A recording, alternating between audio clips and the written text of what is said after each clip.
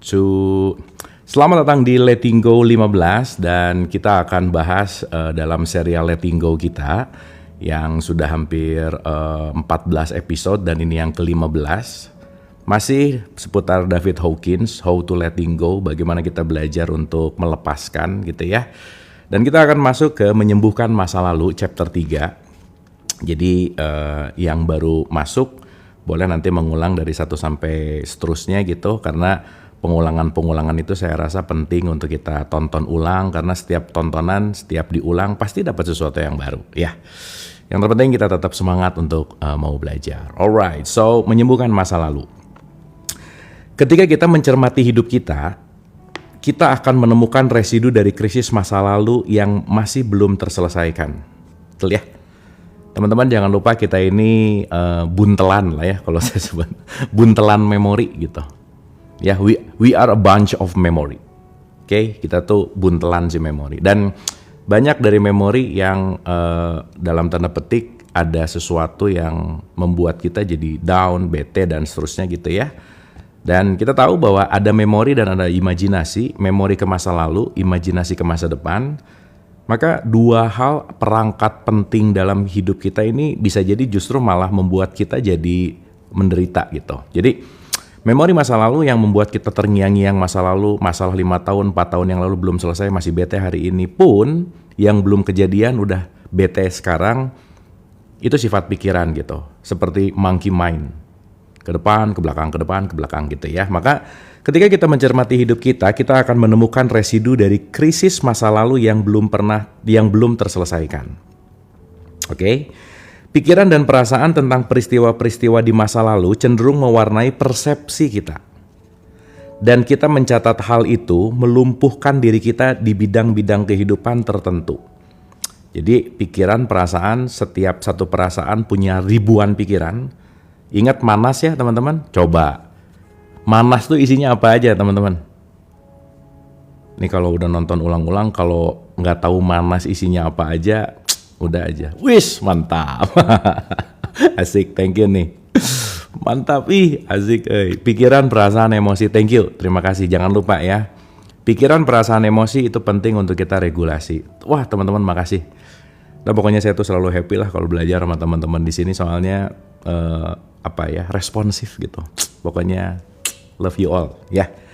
Pikiran, perasaan, emosi yang kita sebut Manas, di situ nanti akan mengeluarkan atau end produknya namanya adalah memori. Jadi kalau ada pikiran, perasaan dan emosi, ingat emosi memengaruhi pikiran, emosi memengaruhi perasaan, perasaan memengaruhi pikiran.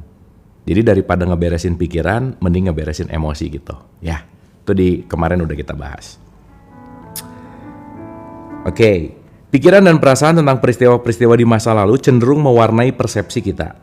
Dan kita mencatat hal itu melumpuhkan diri kita di bidang-bidang kehidupan tertentu. Pada titik itu, sungguh bijak untuk bertanya pada diri sendiri, apakah layak mempertahankan semua ini? Ayo. Emang layak tuh tadi yang 11 tahun disimpan terus gitu. Nggak pegel apa gitu. Satu kartu ini ringan ya teman-teman ya. Ringan nih. Tapi kalau saya megangnya 11 tahun, lumayan juga loh, gitu. Ya, jadi ya ini ada pertanyaan coba, layak nggak saya nyimpen ini selama itu gitu? Layak nggak saya digerogoti, coba bayangin. Layak nggak saya dijajah gitu? Iya kalau nggak layak, kenapa sih nggak dimaafin aja? Tapi emang susah sih ya. Kalau nggak latihan emang susah sih. Anyway, ayo mulai direnungin ya. Kalau kira-kira udah nggak layak, ayo dong, letting go. Ya. Oke, pada titik itu sungguh bijak untuk bertanya pada diri sendiri apakah layak mempertahankan ini semua. Sekarang, kita memiliki beberapa mekanisme yang bisa digunakan untuk menangani residu-residu ini. Perasaan-perasaan negatif akibat krisis masa lalu bisa diselidiki dan dilepaskan agar penyembuhan terjadi. Ini membawa kita ke teknik penyembuhan emosional lain yang menjadi kuat begitu peristiwa besar berlalu, yaitu menempatkan peristiwa krisis di masa lalu dalam konteks yang berbeda untuk melihatnya dari perspektif yang berbeda. Nah, keren nih. Memeluknya dalam paradigma yang berbeda dengan signifikansi dan makna yang berbeda. Pola pikir yang berbeda, sudut pandang yang berbeda, lingkar pandang yang berbeda, paradigma yang berbeda, itu akan membuat sesuatu yang dulu tertampak jahat, tapi ternyata kejahatan itu adalah nutrisi bagi jiwaku untuk tumbuh. Ingat, jarang ada pertumbuhan di tempat yang enak, teman-teman. Ya, udahlah, kita pasti mengalami itu gitu. Ini saya meskipun ngomong gini diulang-ulang, banyak sekali masa kelam saya dalam pertumbuhan kesadaran saya yang dahsyat banget gitu, teman-teman. Tapi ya kita sama-sama belajar gitu ya. Saya belajar untuk melampaui, ketika saya melampaui, saya tahu tekniknya, saya bagikan. Jadi yang kita bahas ulang-ulang ya teman-teman, kita mungkin penting untuk membuat hashtag konten positif misalnya, atau konten inspiratif gitu misalnya. Kenapa? Let's say kalau kita di media digital, era digital sekarang kan semua konteksnya adalah bikin konten kan. Jadi teman-teman, kemarin tuh saya mengencourage lah ya. Kalian kalau punya masalah, coba belajar dari masalah itu dan lampaui masalah itu. Dan ketika udah berhasil melampaui, bagikan caranya. Karena ketika kita membagikan cara yang udah berhasil di dalam diri kita, itu akan punya power yang kuat dalam konten kita gitu. Ya anyway ya, tapi itu juga pilihan sih. Tetapi jadi nanti gini teman-teman, ini menarik banget ya. Ya saya 14 tahun ini research kan. Begitu saya dapat sesuatu, oke. Wah terima kasih nih. Ini bahan saya untuk belajar nih gitu. Karena begitu saya belajar, saya bisa melampaui, saya bisa cerita gitu. Dan cerita itu kalau udah dialami, itu powerful banget deh teman-teman. Teman-teman rasain deh. Kalau kita dengar orang ngomong sesuatu yang berdasarkan pengalaman dia dengan power bagaimana dia melampaui, itu pasti nyampainya beda banget aja. Ya saya kalau ketemu guru gitu ya, guru-guru ini tuh ngomong beberapa kalimat aja tuh udah adem, zep gitu loh. Kenapa? Karena mereka melampaui gitu. Bukan baca yang dari konteks teori terus diceritain gitu, bukan itu poinnya. Tetapi runtutannya ya, masalah, belajar, melampaui, tenaga. Tenaga apa? Tenaga untuk menginspirasi gitu. Ingat teman-teman, kita nih sesama tukang pos yang lagi ngasih pesan ya. Makanya kan di room kita ini semua guru, semua murid gitu. Dan kalau teman-teman sudah melampaui, begitu teman-teman cerita, you got the power. Dah aja. Oke? Jadi tanya lagi nih. Sungguh bijak untuk bertanya pada diri sendiri apakah layak untuk mempertahankan ini semua. Nah, nice ya. Ini layak gak sih dipertahankan? Gitu. Kebanyakan orang menghabiskan hidup mereka dengan menyesali masa lalu dan takut pada masa depan. Bener gak nih? Tadi barusan kita bahas ya. Depan, belakang, depan, belakang, depan, belakang gitu. Oleh karena itu, mereka tidak mampu mengalami kesukacitaan di masa sekarang nih. Kebayang gak? Lagi liburan, di depannya pantai, ya. Wah, nice, pemandangannya oke. Tapi pikirannya di 11 tahun lalu, coba. Kita akan menyia-nyiakan yang di depan karena terlalu sibuk dengan sesuatu yang di belakang, gitu. Betul nggak? Ya termasuk kalau ada orang gini-gini ya. Ini jadi ingat, kenapa nggak tahu ya. Kalau ada orang yang ngomongin kita di belakang, berarti emang ada di belakang kita, gitu. Gitu ya, dalam tanda petik sesuatu yang di belakang jadikanlah pelajaran karena diulang-ulang. Kalau naik motor jangan kebanyakan lihat spion karena pasti nabrak gitu. Spion mah lihatnya gini-gini aja dikit, dah gitu, udah gitu, jangan lama-lama ya. Karena kan kita moving forward lah bahasanya, maju gitu. Anyway.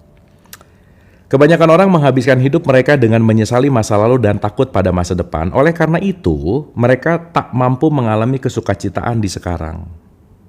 Oke? Banyak dari kita berasumsi bahwa itulah takdir kemanusiaan kita, nasib kita, dan yang terbaik yang bisa dilakukan hanyalah nyengir atau nerima aja. Ini bagus ya kalimatnya di sini, Hawkins pakai bahasa nyengir. Mungkin kalau di bahasa aslinya keep smiling kali ya. Tapi dia ngebahas ini nyengir gitu. Para filosof kadang-kadang menarik sesuatu melalui pendekatan negativistik dan pesimistis, lalu mengembangkan filsafat nihilisme gitu. Para filosof ini beberapa diantaranya terkenal jelas merupakan korban emosi menyakitkan yang tidak mereka tangani dan yang memicu intelektualisasi dan elaborasi yang tiada akhir. Beberapa di antaranya menghabiskan seluruh hidupnya dengan membangun sistem intelektual rumit untuk menjustifikasi apa yang sesungguhnya tampak jelas sebagai emosi yang tertindas gitu. Jadi memang saya ngerti ya teman-teman, kalau waktu kita nggak ngerti, kita nggak paham, kita kalau pakai bahasa, kita akan memilih menderita di masa lalu karena aduh udah deh ketarik lagi gitu ya kira-kira. Tapi ya balik lagi ya, seiring dengan perjalanan kita belajar, itu tadi pertanyaannya, sepenting apa sih itu masih disimpan gitu. Gitu ya. Salah satu alat paling efektif untuk menangani masa lalu adalah penciptaan konteks yang berbeda. Artinya, kita memberikan makna yang berbeda. Oke? Kita mengambil sikap yang berbeda tentang kesulitan atau trauma masa lalu dan kita mengakui dan menerima berkah tersembunyi di dalamnya. Ini nih. Ini harus digarisbawahi dulu nih. Ini menarik banget nih. Ulang ya, teman-teman ya. Ini menarik nih. Salah satu alat paling efektif untuk menangani masa lalu adalah penciptaan konteks yang berbeda. Artinya kita memberikan makna yang berbeda, kita mengambil sikap yang berbeda tentang kesulitan atau trauma masa lalu, dan kita mengakui dan menerima berkah tersembunyi di dalamnya. Anyway.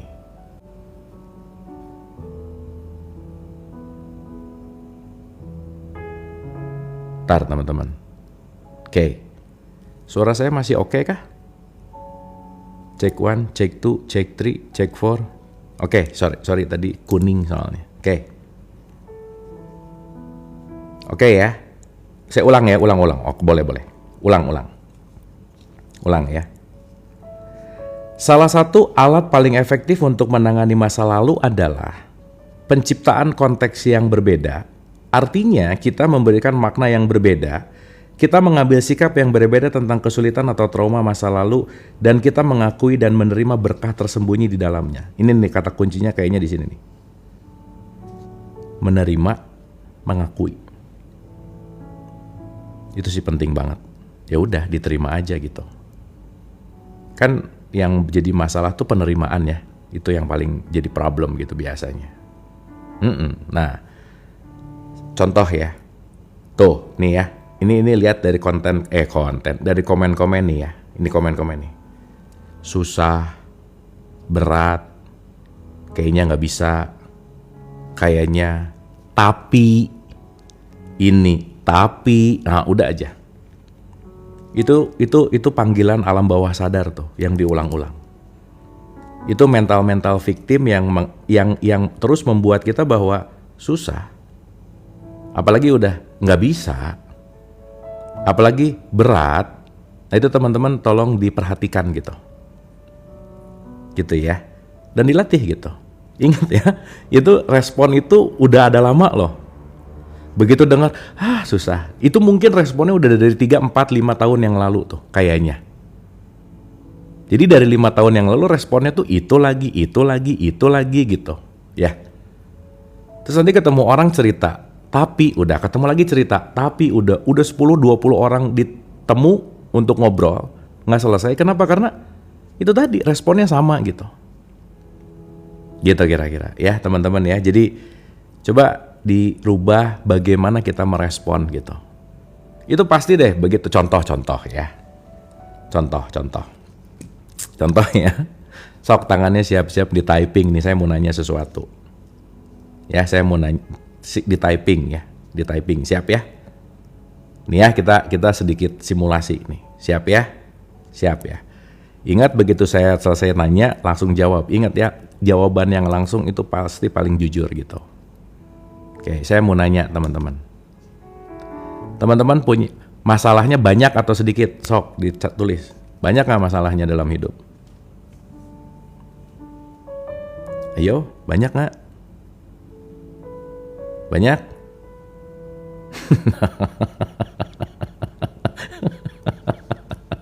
Ya oke tuh, nih lihat. Yang jawab banyak langsung, tapi nggak apa-apa, bagus ya. Nah teman-teman, abis ini ya, coba list deh masalahku apa gitu. Rata-rata, kalau saya minta 10 list aja, ya 10 aja, itu biasanya di 5 tuh udah pusing tuh. Ini, apalagi ya? Nah udah mulai tuh, gitu. Ya, nanti dicoba aja. Ya, dicoba tuh, di list. Jadi kita tuh nggak jelas memetakan masalahnya, pokoknya bilang banyak aja. Gitu, ya.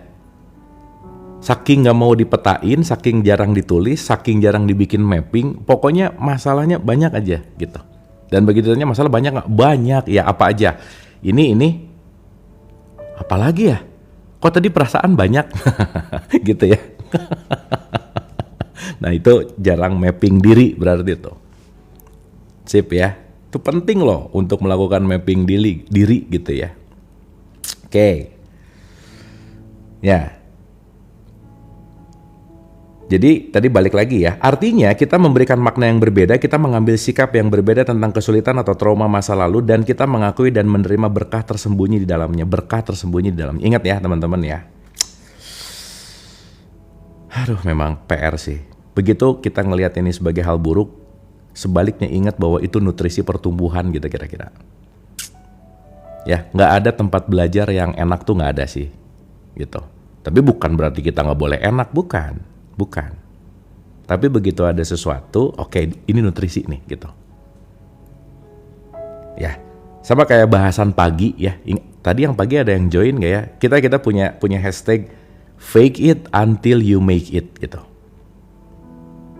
Ya itu penting sih. Ya, merubah respon, merubah kata-kata, merubah itu penting banget gitu. Ya, itu nanti kita bahas berikutnya. Oke. Nah, nilai dari teknik ini pertama diakui dalam psikiatri oleh Viktor Frankl. Nih. Ya. Ia menjelaskan pendekatannya yang disebut logoterapi. Jadi Viktor Frankl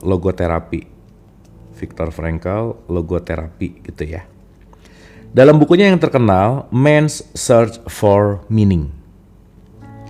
Pengalaman pribadi dan klinisnya menunjukkan bahwa peristiwa emosional dan kejadian traumatis akan berubah drastis dan tersembuhkan jika kita mampu menarik makna darinya.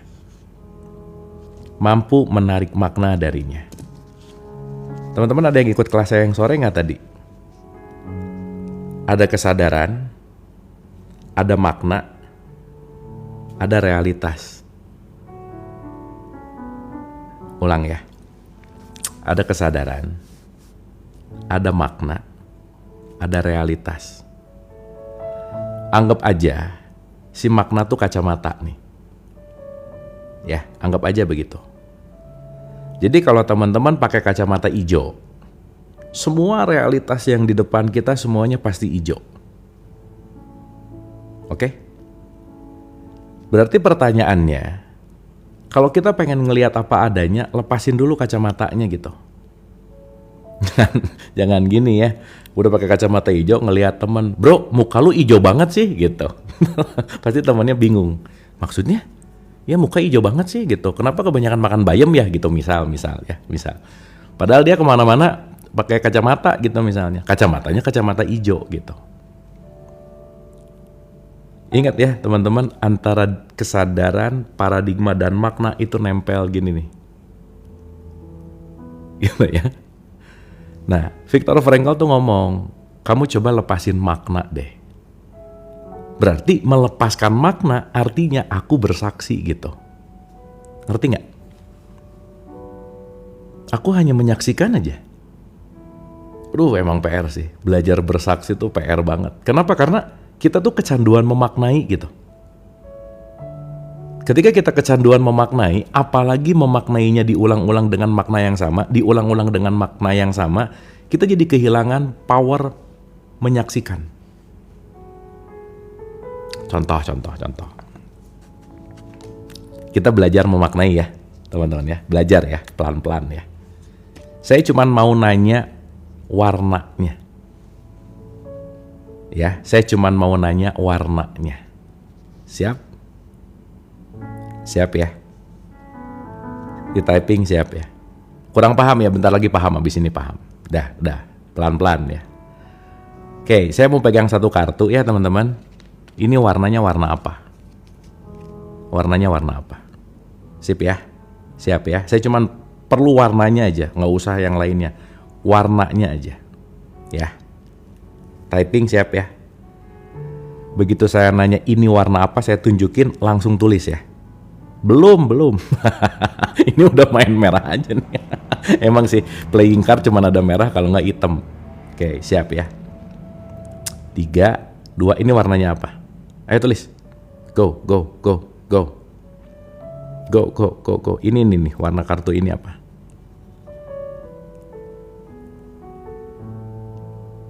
Ini yang ini nih. Kok ada jawab putih sih? ulang. Gini teman-teman ya. Aduh. Oke, gini. Ini merah. Iya benar, ini merah. Ini hitam. Ya, ulang. Oke. Oh, ini jarang main kartu kali ya. Ya, oke. Sorry. Ya, sayanya yang over expectation berarti. ulang. Ya, oke. Ya, oke. Sip. Oke. Ulang. Ini merah. Ini hitam. Ya, udah kita sepakati dulu itu aja. Udah jangan lihat yang putihnya dulu, jangan ya. Dah, kita nggak ngomongin dulu si layar, nggak, udah. Ntar kalau ngomongin putih dalam lagi gitu. Nah, kita yang gampang dulu aja, ya. Oke. Ya, ini merah, ini hitam. Clear ya? Dah. Sip. Sekarang saya mau ngambil satu kartu nih. Begitu saya tanya langsung jawab ya, siap ya. Ini warna kartunya kalau nggak merah hitam itu dulu aja. Siap? 3, 2, ini warnanya apa? Ayo jawab. Go. Sip. Thank you. Cukup, udah. Duh, masih ada yang jawab putih lagi. Ya nggak apa-apa lah. Iya bener, bagus tuh. Warnanya apa? Marah, bener. Duh, jadi pengen udahan ya. Ada hijau lagi, coba. Coba teman-teman kacamatanya buka dulu coba. Jangan-jangan lagi masih pakai kacamata hijau lagi. Pak Ibu ngetik. Oke, sekarang saya tanya. Ya. Sekarang saya tanya. Merah ini realitas bukan? Bukan. Merah ini kalian memaknai. Ini merah. Setuju? Dan itu semua begitu lihat langsung merah. Itu namanya memaknai. Judge. Oke? Nah, sekumpulan pemaknaan akan menjadi paradigma. Paradigma akan menjadi belief system gitu. Setuju ya? Ngerti maksud saya? Nah, sekarang saya balikin nih. Pantulan cahaya. Wah, ini mah dalam banget. Udah jangan dalam-dalam dulu lah. Dah, iya benar ini pantulan cahaya benar. Tapi kita ngomongin dulu tentang realitas gitu. Oke? Nah, teman-teman sekarang kita balikin ya. Kita balikin.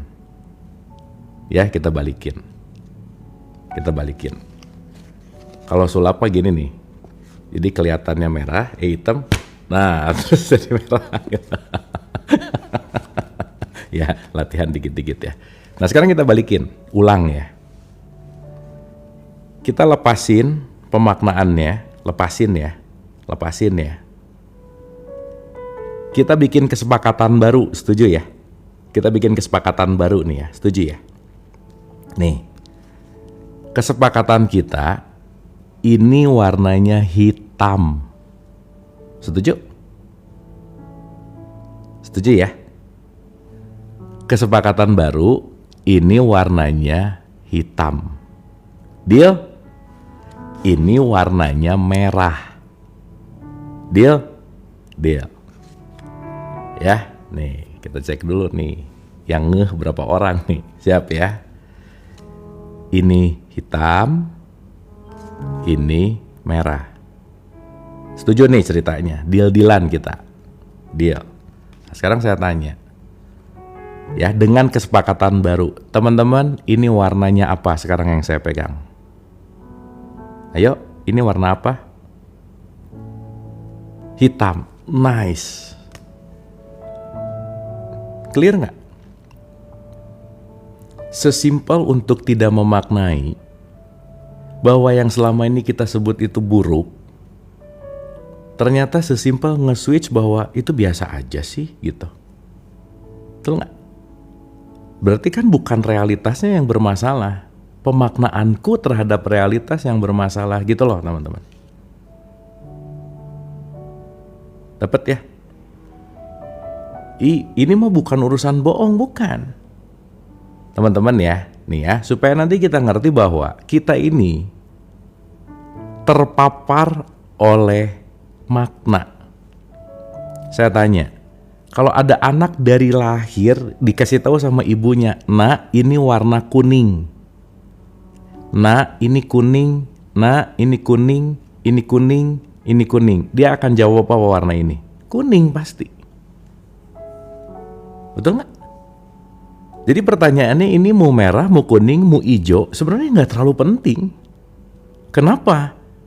Karena setiap apapun yang terinstal pada siapapun yang melihat itu tergantung dari perspektif pemaknaannya gitu. Makanya untuk melepaskan makna, apa yang harus dilakukan? Bersaksi gitu. Dapat ya? Nah, kalau udah bersaksi, begitu ditanya, ini warnanya apa? Jawabannya selesai. Nggak akan ada masalah kita. Kenapa? Bahkan nggak ada kata-kata yang keluar, nggak ada persepsi yang keluar, semua hanya bersaksi.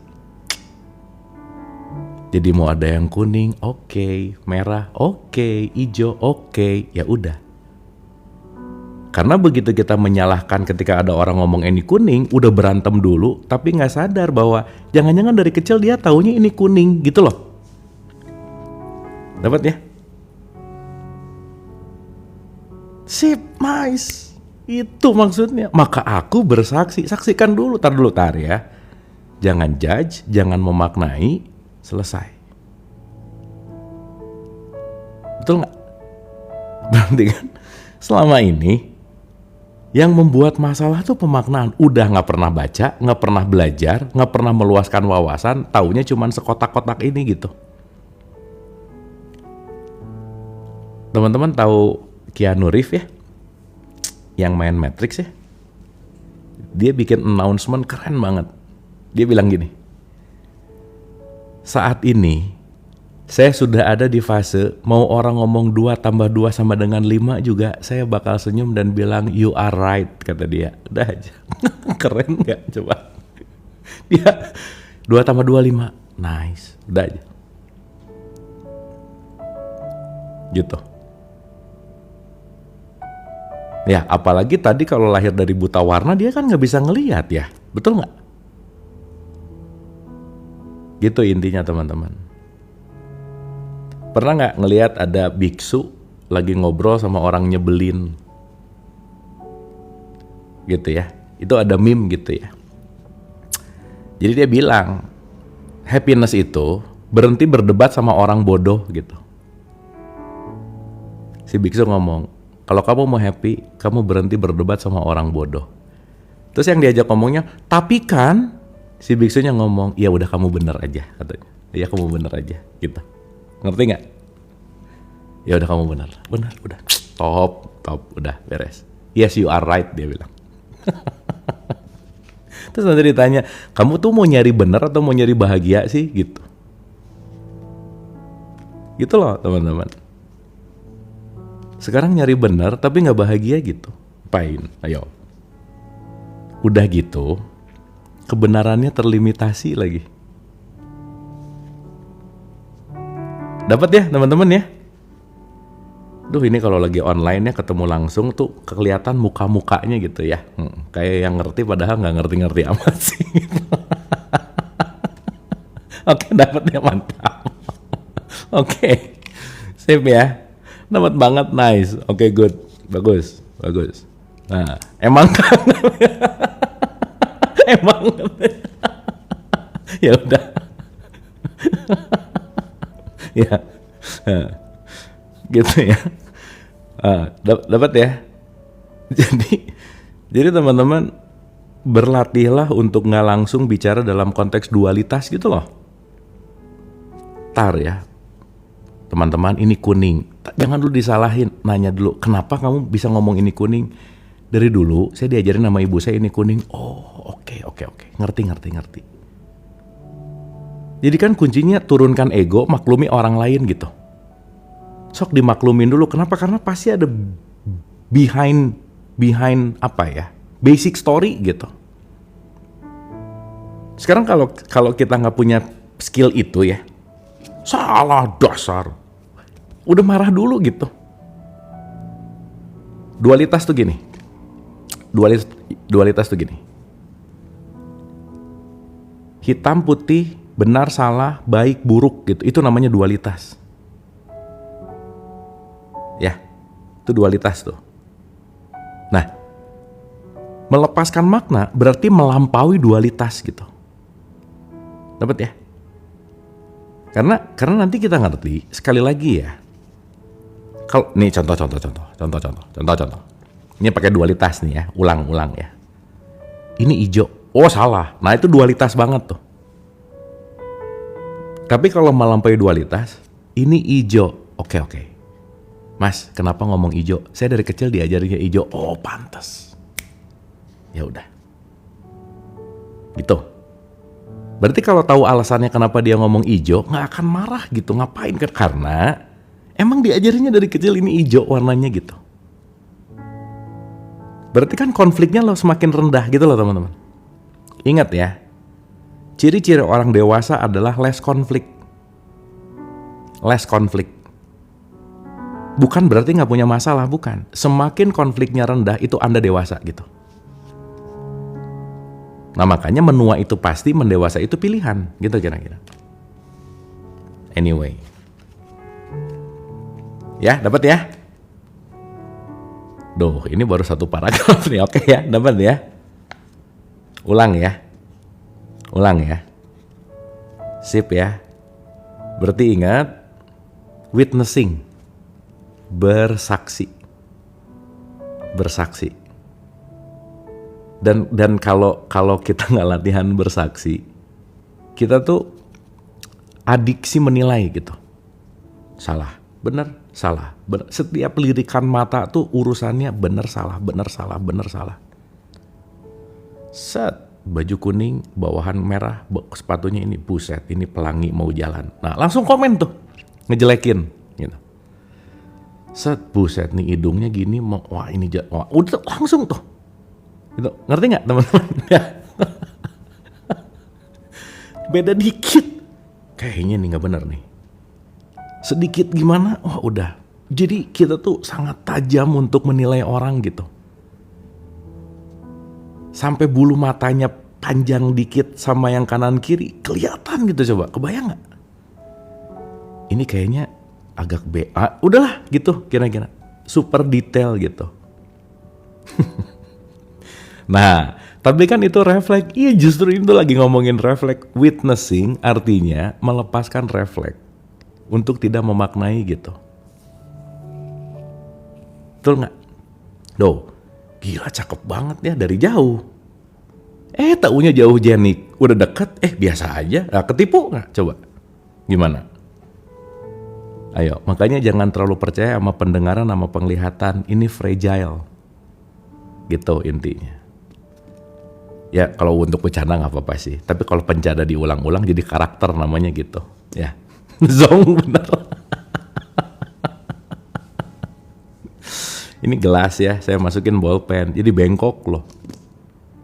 Itu bolpennya bengkok? Enggak, bengkok. Coba cabut, set, enggak ternyata. Gitu loh teman-teman. Sip ya. Ini dapat nggak nih? By the way, ngerti ya? Mantap. Oke. Dapat oke ya. Oke, bagus kalau udah dapat ya. Ya nggak apa-apa, pura-pura dapat juga nggak apa-apa lah ya. Ulang ya. Nah, yang dapat bagus, yang bingung juga bagus. Karena bingung itu sedikit lagi mau dapat petunjuk. Ingat ya teman-teman, syarat mendapat petunjuk itu harus bingung dulu. Kalau nggak bingung nggak dapat petunjuk. Soalnya kalau belajar ya, ngerti, bingung, wah berarti udah nggak belajar aja. Sampai bingung aja enggak, berarti nggak dipakai nih, gitu kira-kira ya. Ya, ngerti ya? Oke ya. Nah, bukan pemahaman tingkat tinggi sih, nggak biasa aja. Gitu, nggak biasa aja. Ya. Dulu ya teman-teman. Aduh udah nanti panjang ceritanya, ini udah jam 9:30. Kita ulang dulu ya ke sini ya. Pengalaman pribadi dan klinisnya menunjukkan bahwa peristiwa emosional dan kejadian traumatis akan berubah drastis dan tersembuhkan jika kita mampu menarik makna darinya. Oke? Frankl menceritakan pengalamannya sendiri di kamp-kamp konsentrasi Nazi, di mana ia melihat penderitaan fisik dan psikisnya sebagai kesempatan untuk meraih kemenangan batin. Segala sesuatu bisa direnggut dari seseorang manusia kecuali satu hal, yang terakhir dari kebebasan manusia, yaitu kemampuan seseorang memilih sikap dalam keadaan apapun dan menentukan jalannya sendiri. Wih, keren banget nggak? Nih ya, saya ulang teman-teman. Ini quotes-nya Viktor Frankl tahun 1959. Saya ulang. Ini keren nih. Ini keren. Segala sesuatu bisa direnggut dari seseorang manusia kecuali satu hal. Yang terakhir dari kebebasan manusia, yaitu kemampuan seseorang memilih sikap dalam keadaan apapun dan menentukan jalannya sendiri. Ini gak bisa di-hijack sama siapa-siapa. My life is my making. Titik. Ya, ingat ya. Jangan nyimpen remote control happiness kita di orang lain gitulah bahasanya. Jadi kalau aku gak happy gara-gara kamu gitu, nah selesai. Ambil tuh si remote control happiness-nya. Karena gak akan ada yang bisa membuat kita bahagia kecuali diri sendiri, titik. Jangan mengemis cinta, jangan mengemis kasih, gak akan ada yang ngasih sesuai dengan ekspektasi kita, gak ada. Kenapa?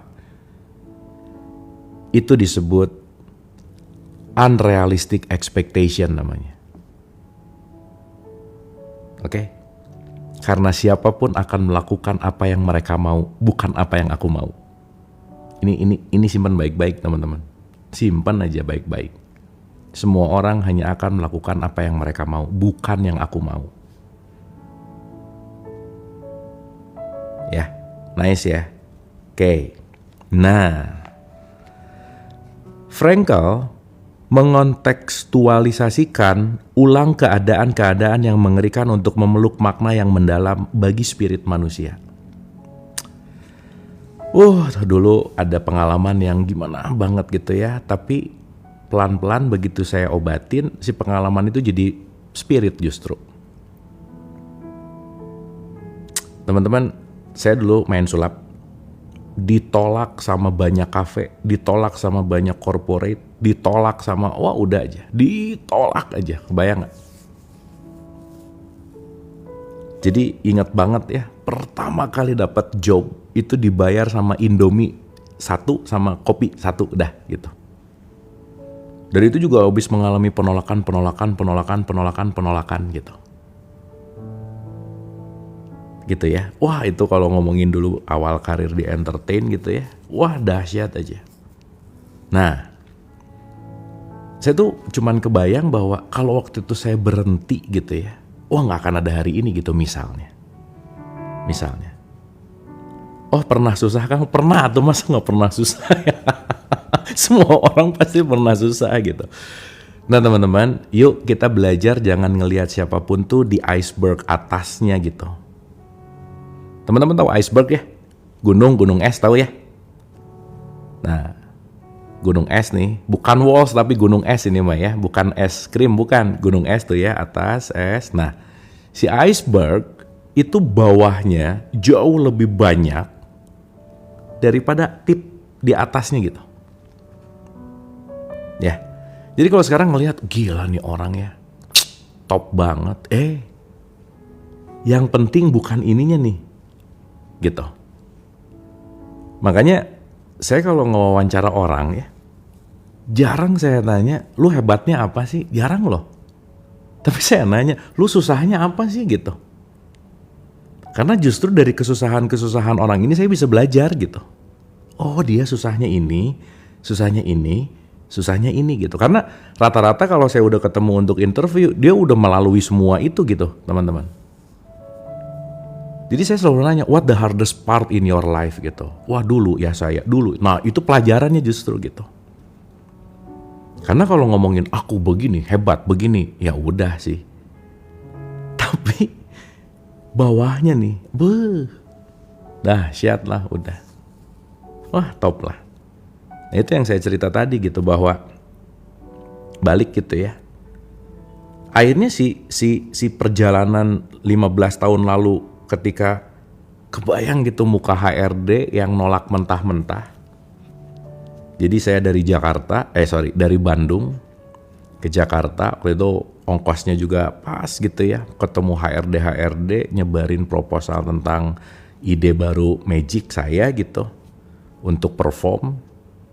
Masuk SKSD aja gitu, mau ketemu HRD-nya, janjian enggak, nekat gitu ya. Jadi dulu saya sepanjang Jalan Sudirman ya. Teman-teman, dulu kan saya S2 tuh ngambil MBA ITB gitu ya. Terus tesis saya tuh bicara tentang marketing magic lah, singkat cerita. Jadi saya tetap menganut statementnya Seth Godin gitu ya, bahwa sedikit berbeda itu lebih baik daripada sedikit lebih baik gitu. Jadi mending beda daripada lebih baik. Jadi kalau saya pengen ngalahin siapapun ya pesulap gitu, pengen lebih baik dari dia, nothing. Mending lebih beda gitu. Karena diferensiasi itu lebih dicari lah gitu kira-kira. Nah, terus singkat cerita, udah tuh bikin suatu program atau sesuatu produk yang beda lah. Namanya marketing magic gitu. Nah, habis gitu nekat nih, udah ya bikin konsep apa dan lain-lain, udah datang aja. Pokoknya saya pengen show di corporate gitu, namanya juga corporate magician kan ceritanya gitu. Jadi saya datengin, wah ditolak apa sih, ya udah. Jadi pulang tuh, wah udah deh, dari 10 sampai 20 proposal let's say gitu ya, bisa 20-20-nya tuh even langsung ngomong aja belum tentu gitu. Tapi ya udah sih, jalanin lagi ya. Itu pada saatnya tuh hal yang gimana banget, tapi ya udah. Frankl bilang bahwa coba rubah maknanya, itu adalah prosesnya gitu. Gitu teman-teman. Nah, jadi kita menarik banget loh ketika kita bisa mengambil itu sebagai sebuah perspektif yang berbeda gitu. Justru luka itu bisa menjadi nutrisi untuk membangkitkan gitu kira-kira. Jadi kalau sekarang ada kesusahan, waktu itu juga bisa. Come on. Nah kalau tadi pagi bahasanya tentang antusias kan. Jadi teman-teman, pelihara antusias sebaik-baiknya aja. Jangan sampai hilang kalau bisa gitu. Gitu kira-kira. Ya. Nah, jadi relate dengan Frankl, setiap pengalaman hidup tidak peduli seberapa tragisnya, mengandung pelajaran tersembunyi. Nah ini kata kunci aja. Terserah apapun itu dulu. Kan kita tahu ya, Ini dalam teman-teman, anyway, balik lagi ujung-ujungnya si letting go ini racikan saya ya. Jadi nanti teman-teman kunyah sendiri, racik sendiri gitu. Karena saya pasti ngaitin ke tasawuf misalnya, saya ngaitin ke emotional intelligence gitu misalnya, saya kaitin ke macam-macam, Vedanta misalnya gitu ya. Saya mengaitkan dengan satu statement yang disampaikan oleh Imam Ali misalnya, undur makola wala tandur makola. Ingat ya, lepasin makna dulu nih. Kalau dengar apa langsung gitu sensitif, lepasin gitu. Tapi kita lihat pemaknaannya. Jangan melihat siapa yang dibicarakan, jangan melihat siapa yang berbicara, tapi lihat apa yang dibicarakan. Itu penting. Dan itulah kenapa saya selalu mengulang-ulang, teman-teman, sayanya nggak penting. Sayanya nggak penting. Tapi yang dialirkan itu yang penting, gitu. Maka bukan siapanya, tetapi apanya. Nah mungkin kita juga harus mulai, bukan harus ya, sorry. Nah nih ya, contoh nih. NLP, pembahasan yang diulang-ulang. Saya tuh dari dulu tuh sering banget ngomong harus, teman-teman. Tapi saya mulai sadar, ketika saya ngomong harus itu bikin presisi makna yang menekan. Even sampai sekarang udah latihan bertahun-tahun, keceplosan mah ada aja. Makanya begitu ngomong harus saya langsung sadar, oh iya, nah itu kan latihan ya, gitu. Padahal tiap ngomong gak boleh ada harus, gak boleh ada ideal, gitu ya. Tapi karena masuk ke dalam subconscious mind saya, itu pasti terulang, tapi saya latihan gitu. Sadar gitu kira-kira. Dapat ya? Nah, saya ulang nih. Setiap pengalaman hidup, tidak peduli seberapa tragisnya, mengandung pelajaran tersembunyi. Anyway. Jadi, mungkin kita perlu untuk merubah paradigma, bukan siapa yang salah, tapi apa yang salah. Ulang ya. Tar dulu, bukan siapa yang salah, tapi apa yang salah. Karena kalau ngomongin subjektif siapa yang salah, apanya nggak kelihatan. Akhirnya aku benar, kamu benar. Ingat ya teman-teman, dalam hidup nggak ada benar salah sebenarnya. Yang ada kebenaran dan kebenaran yang lain. Karena dua-duanya ngerasa benar masalahnya. Benar nggak?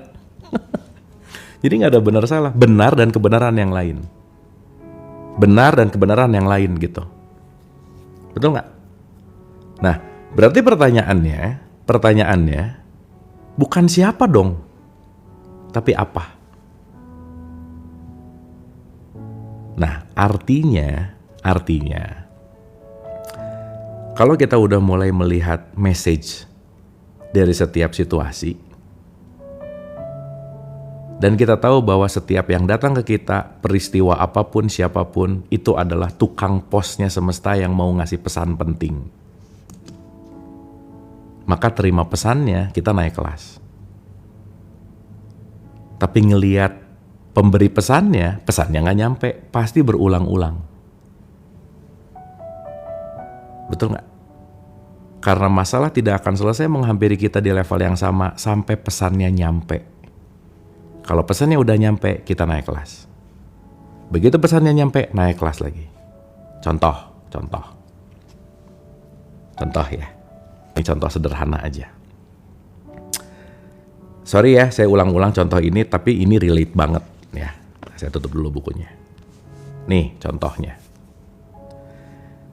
Kita tahu Hawkins mengajarkan tentang, atau Nikola Tesla selalu mengatakan bahwa if you want to know the secret of universe, 3 terms. Energi, vibrasi, frekuensi. Energi, vibrasi, frekuensi. Oke. Kita ini makhluk energi. Dan tervibrasi dalam 2 gelombang besar, positif, negatif. Ya, jadi ada vibrasi positif, negatif. Hawkins menggambarkan vibrasi positif namanya power, vibrasi negatif namanya force.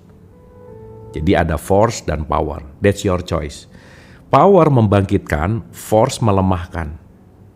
Jadi pembangkitan dan pelemahan pilihanmu. Terserah. Oke? Nah, di antara 2 ini, Hawkins membagikan 17 frekuensi nih. Teman-teman lihat di postingan saya udah kasih tabelnya di situ. Ya, Singkat cerita, ini kan minta contoh tadi. Saya kasih contoh gini. Contoh ya. Like attract like, love promotes love. Hukum tarik-menarik gak bisa dilepasin, gak bisa dielakkan. Anyway. Oke? Nah, saya kasih contoh nih, Ini paling gampang berbicara tentang relationship aja ya, teman-teman ya. Relationship. Deh.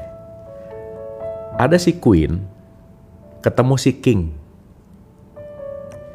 Cewek ketemu cowok lah gitu ya. Kan ada hukum tarik-menarik gitu. Apalagi nanti kalau kita ngomongin basic desainnya lebih seru lagi. Tapi gampangannya gini. Kalau seseorang di frekuensi 3, berarti dia akan menarik frekuensi 3, bener gak? Iya dong. Karena akan ditarik dengan yang like attract like. Jadi kalau frekuensi 3 sulit banget tuh narik frekuensi 7, 8 tuh susah aja. Bukan susah deng, almost impossible lah. Jadi apa yang datang ke kita sebetulnya pengundangnya kita. Gitu. Kalian itu sebetulnya pengundang. Ya, magnetnya gitu. Yang menarik gitu kira-kira. Ya. Nah, sekarang pertanyaannya gini. Kalau saya sekarang ada di level 3, berarti saya akan ngundang level 3, bener nggak? Selesai. Si Queen narik si King, 3 ketemu 3. Dah nih, ceritanya saling suka, nikah misalnya. Di frekuensi yang sama. Ya, di frekuensi yang sama. Biasa karena nggak ngerti, sebelumnya ngomong, sebelum nikah, kayaknya kita jodoh deh. Habis 3 tahun ngomong, kayaknya kita nggak jodoh deh, gitu. Ya, anyway, udah pernah kita bahas bahwa nggak ada yang jodoh di semesta raya ini, dalam tanda petik. Yang ada selalu menjodohkan, gitu ya. Karena itu proses dinamis, by the way. Jadi nggak ada kata-kata kita jodoh, nggak ada. Yang ada menjodohkan selalu. Ya, singkat cerita. Jadi kalau sekarang ngomong kamu jodohku, itu pasti lagi jatuh cinta aja. Teman-teman jangan lupa, kalau kalian lagi jatuh cinta, kalian lagi bego, udah gitu aja ya. Makanya kalau lagi jatuh cinta jangan banyak janji. Kita sehidup semati ya dek, nah, pret banget gitu ya. Nanti kalau udah sadar nggak mau gitu lagi kok gitu. Ya jadi hati-hati kalau lagi fall in love. Anyway, namanya juga fall in, coba ya, bener nggak? Fall in kan jatuh ya, bener nggak? Iya, makanya kalau lagi fall in love, kita semua lagi di hijack sama hormon, udah gitu aja. Makanya teman-teman, jangan ngasih wejangan omongan sama orang yang jatuh cinta, udah aja. Nggak akan didengar, udah pasti. Fix. Anyway. Nah, 3 ketemu 3 nih. Ya, 3 ketemu 3. Let's say di tengah jalan, karena memutuskan untuk pisah udah selesai. Ya, 4 tahun ceritanya. Pisah aja, divorce gitu. Si Queen ini berarti ketika pisah, katakanlah sebelum nikah sama sampai pisah levelnya 3 gitu. Pertanyaan ya. Ketika dia lagi mencari lagi pasangan berikutnya, dia masih di level 3 gitu. Yang datang kira-kira levelnya sama nggak? Sama, cuman ganti nama. Tadinya King, nextnya yang datang si Jack. Hai Jack, halo Queen. Lagi. Siapa si Jack? Jack adalah another king, cuman beda muka, tapi isinya levelnya sama. Masalahnya sama, cerai lagi pasti. Saya ngomong pasti karena ini dongengnya gitu ya. Kenapa? Karena levelnya sama gitu. Lepas, levelnya nggak rubah, ketemu lagi. Terus dia ngomong, aku nggak pernah menemukan pasangan yang setia, atau aku nggak pernah menemukan pasangan yang tepat, atau apapun lah. Tapi dia lupa. Bukan dia yang menemukan, tetapi dia yang menarik gitu. Oke nggak? Jadi caranya gimana? Ya naikin kelasnya. Jangan di frekuensi rendah gitu. Nah caranya gimana? Ini kita lagi belajar gitu. Gimana caranya letting go gitu maksudnya. Tapi ngerti dulu gitu bahwa ya ampun, ternyata selama ini kenapa yang datangnya gini-gini terus, aku yang ngundang, diterima dulu itu gitu. Teman-teman ingat nggak waktu saya cerita tentang orang yang curhat tentang toksik di kerjaannya? Masih ingat nggak dongeng itu? Kalau nggak ingat saya cerita dikit lagi, boleh nggak? Masih ingat cerita tentang orang yang kerja toksik? Ya, saya cerita dikit ya. Oke. Ini real case ya. Ini real case nih. Ada yang datang, Bu, aduh buset dah, teman-teman lingkungan kantor gua toksik, dia bilang. Oh gitu, wah udah toksik banget, ya udah. Terus udah ketemuan ya, udah 3 tahun 4 tahun ketemuan lagi nih.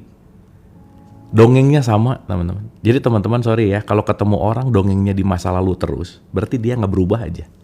Dongengnya tuh itu lagi, masalahnya itu lagi. Terus pertanyaannya nih, orang hidup nggak ya kemarin, atau dia cuman mainin program yang sama sih gitu.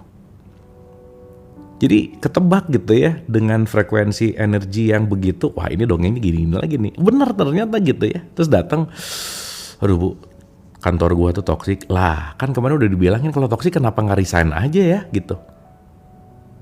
Ini yang lucu ya, komplain mulu tapi nggak mau keluar, coba aneh nggak? Tuh aneh aja, sama kayak orang benci tuh. Ih, aku tuh benci sama dia, tapi tiap hari diomongin ke orangnya, ke temennya, diomongin terus. Katanya benci, tapi diomongin mulu. Gimana sih gitu? Gitu loh teman-teman ya. By the way. Nah, singkat cerita. Iya, kenapa ya banyak yang komen ke saya? Kenapa nggak ada notifikasi? Kenapa ya teman-teman? Coba nanti dicek ya. Nah, singkat cerita, saya ngomong gini, udah tuh keluar aja. Coba diganti dengan circle yang baru gitu. Ya, dah. Beneran ternyata abis 3 tahun tuh, 3 tahun 4 tahun apa saya lupa ya. Ini kejadiannya udah lumayan lama sih. Nah, begitu di kedua baru 6 bulan datang lagi ngobrol, Bu, kantor baru toksik. Terus dia punya imajinasi. Dia punya persepsi gini, lingkungan kerja sekarang semuanya toksik ya gitu. Tuh tadi tuh ya, persepsi. Nah cuman ini lebih oke. Dia ya Bu, nggak tahu lebih oke sih ya. Mungkin tapi justru terlalu cepat ngambil keputusan, resign lagi. Toksik itu mengganggu. Di yang ketiga sama lagi. Selang setahun keempat sama lagi.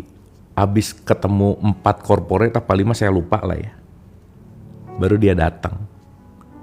Bu, ternyata dari semua perusahaan yang tempat gua kerja, ternyata yang toksiknya gua, dia bilang. Ternyata bukan teman-temannya yang toksik gitu. Ternyata dirinya.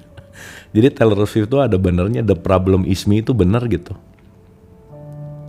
Akhirnya dia sadar, iya ya, kenapa teman-teman gua ngejauh, gak nyaman. Karena banyak hal yang dia nggak sadari dan baru sadar setelah 5 tahun kerja. Ternyata dia nggak aware. Ternyata dia tuh pengen ngomong mulu, nggak mau ngedenger. Ternyata dia tuh pengen bener mulu, nggak mau disalahin dalam tanda petiknya. Itu terus gitu. Nah, jadi maksud saya gini teman-teman. Kita mungkin dengan sangat cepat bisa menyalahkan dia. Tapi kita lupa bahwa dia juga datang yang ngundang aku gitu loh. Itu aja sih sebenarnya. Nah, Frankl bilang, setiap pengalaman hidup tidak peduli seberapa tragisnya mengandung pelajaran tersembunyi. So what the message gitu. Teman-teman sorry ya, dalam hidup itu gak ada yang gagal. Gak ada yang gagal. Kenapa? Karena kita masih dalam permainan sekarang. Belum selesai. Kalau kita masih dalam permainan, belum bisa dipanteskan, belum bisa pantas ngomongin gagal atau kalah atau menang. Itu belum. Ingat gak waktu kita cerita main bola? Main bola 90 menit. Menit ke-5 kebobolan 2-0. Kan belum bisa dia ngomongin kalah. Orang masih ada 85 menit lagi. Betul gak? Jadi kalau sekarang kita ngomong, aku tuh orang tua yang gagal karena ini masih perjalanan, jangan ngomong gagal dulu dong gitu. Kasihan ya pernikahan dia gagal ya. Orangnya masih hidup kok mau main ngomong gagal. Itu kan prosesnya aja gitu. Betul gak? Berarti gagal persepsi gak? Persepsi. Berarti memindahkan kata gagal menjadi pelajaran. Sesimpel itu teman-teman. Oh iya, kemarin bukan kegagalan tetapi nutrisi pembelajaran aku untuk tumbuh. Sesimpel itu aja. Change a lot pasti. Dapat nggak?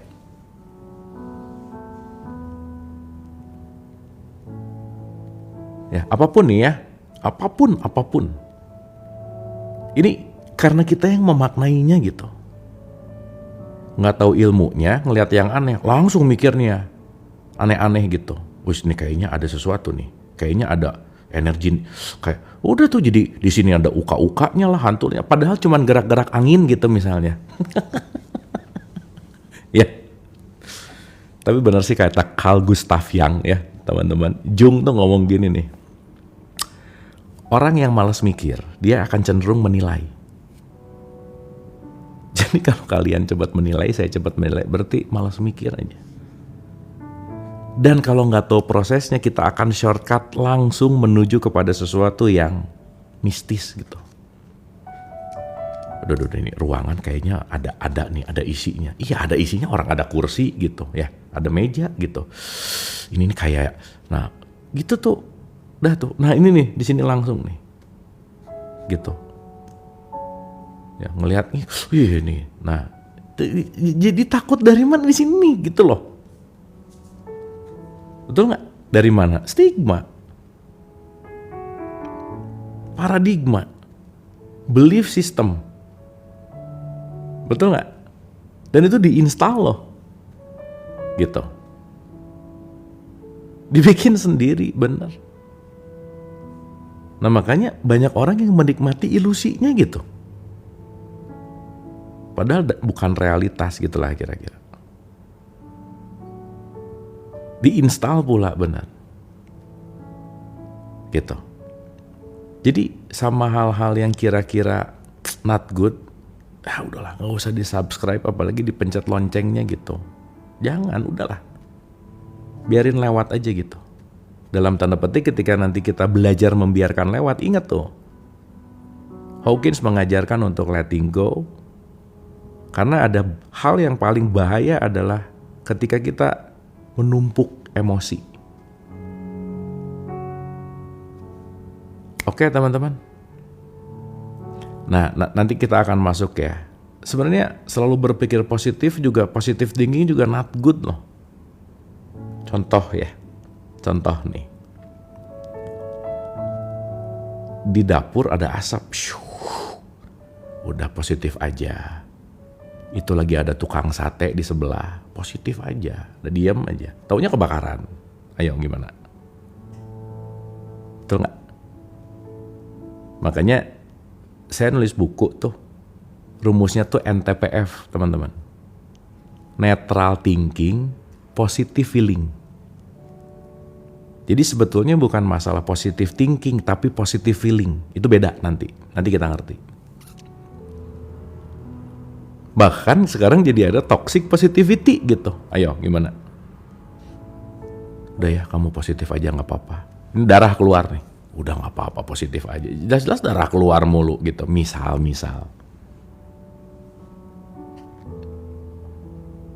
Ya.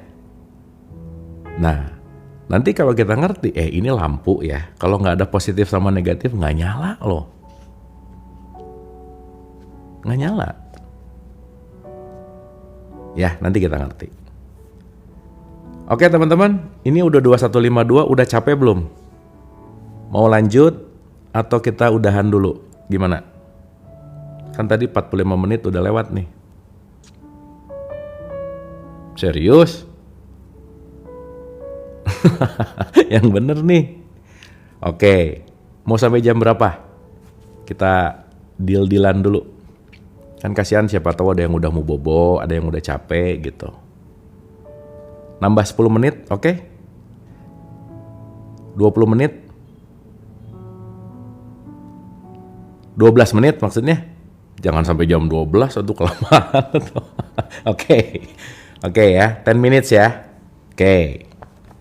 Atau kita beresin bait ini ya. Masih panjang deh. 2 paragraf lagi ya. Oke. Sampai sini dapat sesuatu, teman-teman? Sampai sini get something ya? Dapat ya sesuatu ya? Sampai tahapan ini oke ya? Dapat ya? Sip ya? Nice. Oke. Sip. Mantap. Ulang ya. Setiap pengalaman hidup, tidak peduli seberapa tragisnya, mengandung pelajaran tersembunyi. Ingat, bukan siapa yang salah, tapi apa yang salah. Get the message. Kenapa ya orang ini harus gini? Apa pesannya misalnya? Ya. Ketika kita menemukan dan mengakui berkah tersembunyi yang ada di sana, penyembuhan pun terjadi. Nih, ini Frankl yang ngomong ya. Tapi benar sih. Begitu kita ngambil message, itu healing. Aduh, saya takut bosan ya, tapi saya penting kayaknya mengulang gini. Teman-teman jangan lupa ya, maaf nih. Tanaman, kalau mau tumbuh harus dikasih pupuk, betul nggak? Dan pupuk itu dari kotoran. Jadi kalau kalian dilempar kotoran, itu adalah pupuk untuk kalian bertumbuh, gitu. Dapat ya? Itu penting loh. Jadi begitu ada yang ngelempar kotoran, oke, pupuk nih, gitu. Tapi sadar ya, jangan dilempar diam aja juga, jangan. Ingat, sabar, ikhlas, tawakal, tolol beda tipis ya. Jangan aku sabar, enggak, bego aja sih, mungkin gitu. Hati-hati juga. Gitu ya, ini harus disadari gitu. Ya. Semua tipis tuh benang-benangnya gitu. Ya, aku tuh penyabar, kayaknya sih enggak juga ya. Kayaknya gitu. Aku tuh udah sabar, apalagi udah gitu. Aku udah ikhlas. Nah, ngomong udah ikhlasnya juga sambil mau teriak ya. Aku udah ikhlas banget tau nggak? Nah, mulai. Ya, udahlah. Ya. Oke ya, teman-teman ya. Ya ekspresif nih, lagi latihan acting biasa ya. Oke. Dalam contoh orang yang kehilangan pekerjaannya, setelah beberapa waktu berlalu, ia menoleh ke belakang dan melihat bahwa pekerjaannya yang sebelumnya tidak berkembang dan dia terjebak di sana. Jadi di dongeng sebelumnya teman-teman, nih ya, ini mah nyata teman-teman. Ada teman saya, komplain mulu hidupnya tuh. Wah udah aja, pokoknya, udah aja. Teman-teman kita tahu ya, energi kita tuh terbatas. Jadi teman-teman, penting untuk melihat energi seperti uang, jangan diinvestasikan ke tempat yang kurang menguntungkan gitu. Sok diawet-awet gitu maksud saya. Dan kalau kira-kira ketemu orang yang akan nyedot energi, kalau bisa secukupnya gitu. Secukupnya aja. Beda antara gibah sama evaluasi, beda ya. Kalau ngegibah, kalau menilai, baru lihat sesaat, gini langsung saya punya penilaian. Tapi kalau udah bertahun-tahun kenal, tapi tahu bahwa dia ngomong ini itu lagi, jadi ketahuan kan ini orang ini vampire energy gitu kira-kira. Teman-teman ya, kalau ketemu orang yang vampire energy, ya udah aja. Artinya apa? Secukupnya nggak apa-apa gitu. Kita penting punya regulasi itu gitu. Kita jangan jadi people pleaser gitu. Gitu ya. Beda kalau nyaman, enak, baru nanya, kamu apa kabar? Cerita. Enak tuh karena good energi lah gitu. Tapi kalau udah tahu ini vampire energy, sebisa mungkin jangan ditanya apa kabar. Kenapa begitu nanya apa kabar, dia akan cerita tentang semua kehidupan sebulan terakhir. Aku tuh gini gitu. Komplain mulu isinya gitu, teman-teman. Anyway. Kan ingat ya, ada 3 tipikal orang. Ada 3 tipikal orang. Uplifting energy, netral, non-uplifting energy. Contoh-contoh. Uplifting tuh naikin ya. Non-uplifting berarti merendahkan. Contoh. Pernah gak ketemu orang nih 10 menit. Begitu ngobrol sama orang ini, after 10 minutes ngobrol, selesainya tuh kita dapat boosting gitu. Bener nih. Waduh, gua dapat sesuatu gitu misalnya. Pernah ya? Nah, itu berarti uplifting ceritanya. Tapi ada juga ngobrol, sebelum ngobrol 5 misalnya, habis ngobrol 5 juga gitu. Ya udah, itu netral aja sih biasa gitu. Dah. Tapi ada loh, ketemu level 5, selesai ngobrol sama dia jadi level 2 gitu. Buset, kok gue capek ngobrol sama dia gitu ya. Kenapa coba? Setiap bait omongannya keluhan mulu gitu misalnya. Nah itu vampire energy gitu. Tapi ingat-ingat ya, jangan nunjuk keluar, jangan-jangan vampire energinya ini gitu. Itu maksud saya. Ya, nah contoh ya. Nih, jadi ada teman saya, dia kerja nih, terus abis di tengah-tengah, dia gini, gue kayaknya pengen lebih sukses deh, ceritanya doa gitu. Lucunya, beberapa saat ketika dia udah abis munajat gitu ya, dipecat loh. Aneh gue, kenapa gue dipecat ya? Kan gue kebayangnya tuh pengen good, lebih bagus gitu ya, penghasilan lebih, pokoknya gitu aja. Ya. Nah, waktu terjadinya teman-teman, saya ngerti lah. Kalau itu waktu terjadinya kita lagi gimana, mau dengar letting go, kayak mau baca, enggak ngaruh aja. So that's why teman-teman, ada satu momen ketika teman kita, orang terdekat kita, memang hanya perlu kita untuk diam dan mendengarkan. Gak usah ngasih wejangan. Coba peka terhadap itu gitu.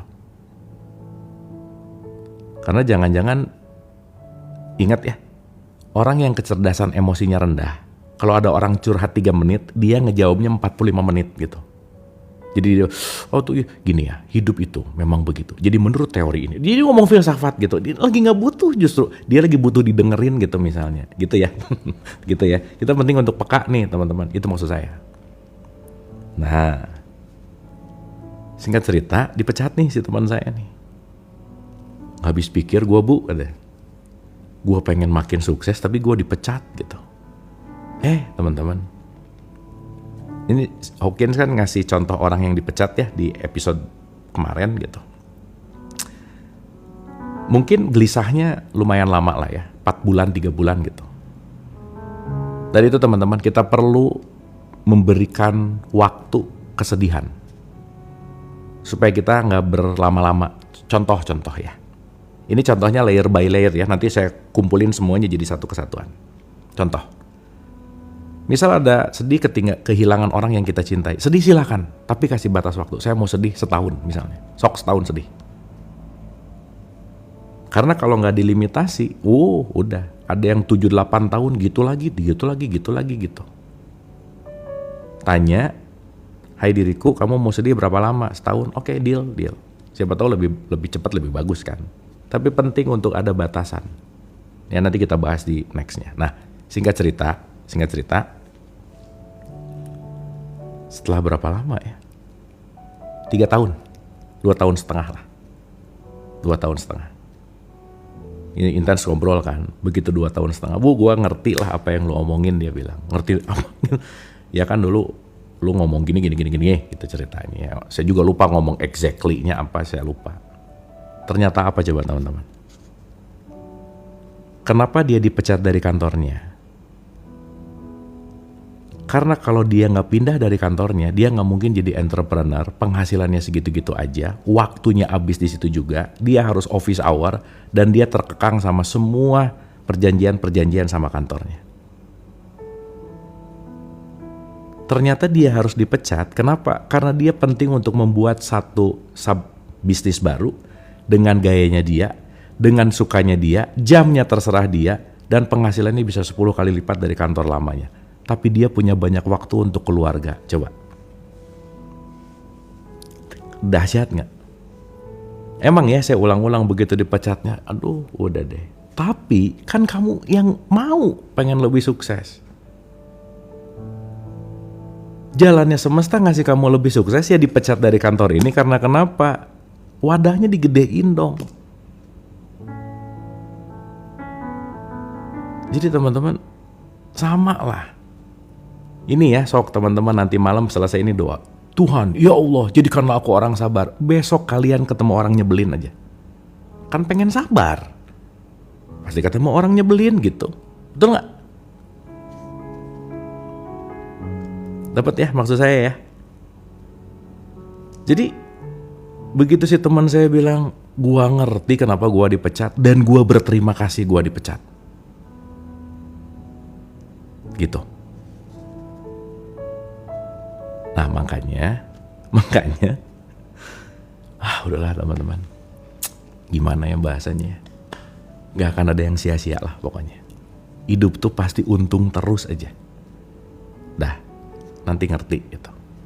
Quote and quote ya. Quote and quote nih. Sip ya. Nih, ulang ya. Dalam contoh orang yang kehilangan pekerjaannya, setelah beberapa waktu berlalu, ia menoleh ke belakang dan melihat bahwa pekerjaannya yang sebelumnya tidak berkembang dan dia terjebak di sana.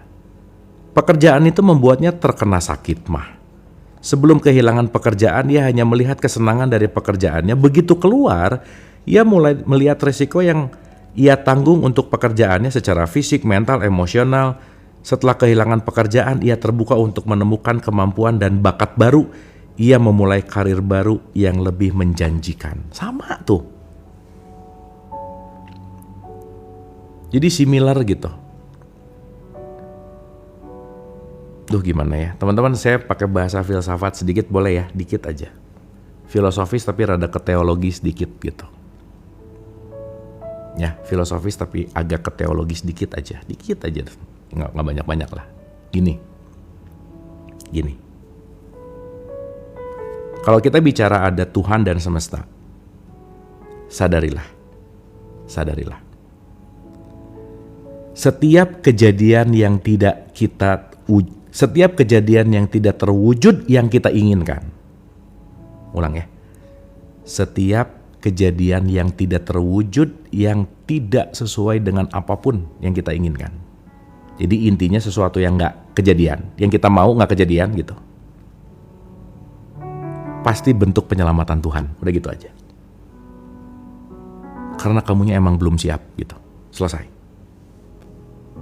Karena kamu mintanya 100 liter, wadahnya masih 1 liter gitu. Udah gitu aja. Meskipun di saat itu kita ngomong gagal, di saat itu kita ngomong gak berhasil, di saat itu kita apapun, tapi pasti garis bawah tanda seru. Itu adalah penyelamatan semesta untuk membelokkan kita ke tempat yang lebih aman dari sebelumnya. Dah. Dan belum waktunya, udah gitu aja. So itulah kenapa saya bilang bahwa gak ada yang gagal gitu. Gak ada ujungnya, gak ada rugi. Ntar begitu nanti ngerti, aduh untung waktu itu rugi. Kalau gak rugi, gak akan di sini. So teman-teman, pada akhirnya,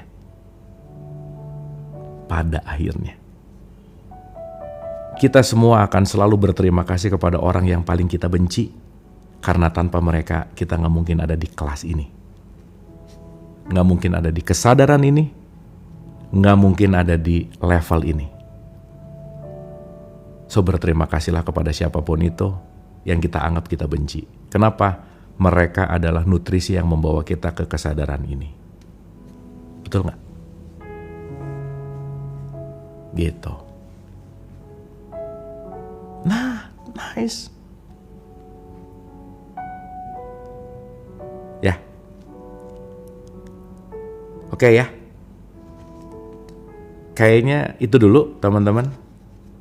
Jadi nanti kita akan lanjut tentang menyembuhkan masa lalu di chapter berikutnya.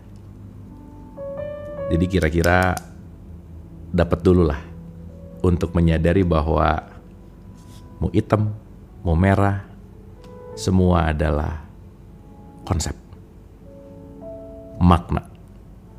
At some point, lepaskan makna sesaat, belajarlah menyaksikan. Terima kasih. Semoga ada sesuatu yang bisa diambil dan tidak lelah untuk belajar. Thank you and love you all.